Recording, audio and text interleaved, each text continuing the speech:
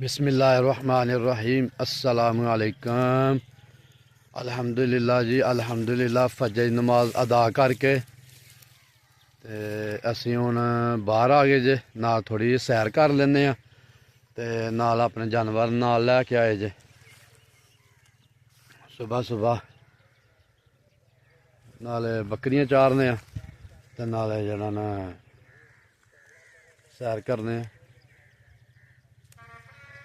लो जी माशाअल्लाह,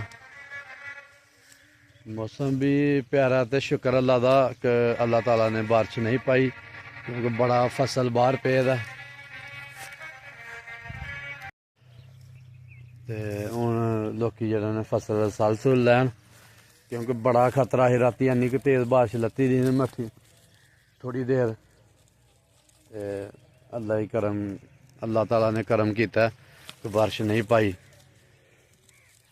ते लो जी, ऐ साडा सिर्फ छोटा जिहा शौक है एक।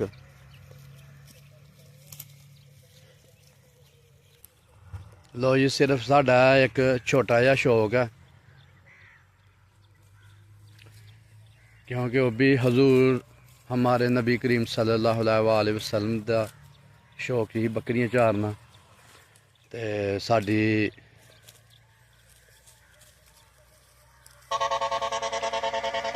जेह्ड़ा ना साढ़े वास्ते जेह्ड़ा पैगाम ही, ते असीं भी सिर्फ सुन्नत दे मुताबक बकरियां रखी दियां जे। नहीं तो किदा दिल करदा सुबह सुबह उठ के जानवरां नूं अग्गे पिच्छे होए। लोकी रैस्ट करदे ने, सकून करदे ने, पर साडा शौक है सुन्नत समझ के असीं अपना जेह्ड़े ने 4-5 जानवर रखे दे ने माशाअल्लाह। एक जानवर साडा घट्ट तुरदा, ओह्दा नां है चुटकी, ते ओह् असीं उत्थे छड्ड आए जे। ते एक साडा बादशाह ही, ओह् अगले दिन ओनूं पीड़ पै गई बेचारे नूं ते ओह् मर गया। ते 2 4 5 ते 6 7 जानवर हाँ, ते हूँ 6 रह गए ने बस। इन्ना ही शौक करीदा जे जानवरां दा।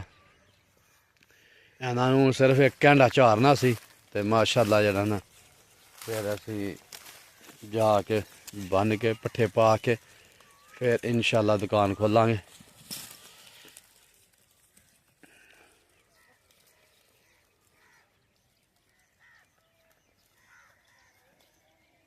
आंदे नहीं शौक अपना अपना, बस ऐ ही साढ़ा शौक जी।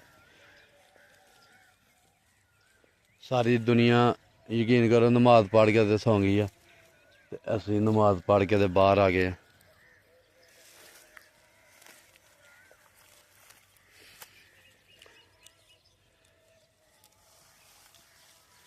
ते मौसम भी बड़ा खूबसूरत है।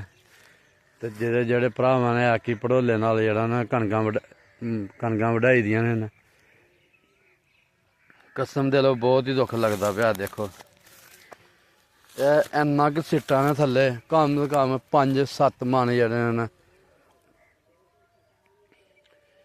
ओह् बहुतियां पैलियां 5-7 मन दाने ने जेह्ड़े बाहर आ गए ने, ते केइयां दे विच 2-3 मन जेह्ड़े दाने ने।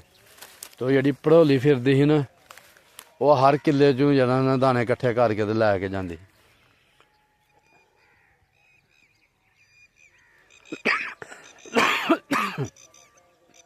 लो जी, मौसम बड़ा प्यारा है। सुबह सुबह ठंड लगदी पई है ते चन्न भी गरूब होन डया बिल्कुल, ते सूरज साहब दियां हाली तक छुआवां नहीं फुट्टियां। ते जिस टाइम एक छुआ भी फुट जानी है ते फिर गर्मी शुरू हो जानी है। ठंड भी इस लेई है कि राती बद्दल लत्थे दा ही। देख लो जी, साढ़े जानवर जेह्ड़े न चुगदे पे ने। सिर्फ 1 घैंटा, 1 घैंटे तो बाद इंशाअल्लाह असीं इन्हां नूं लै के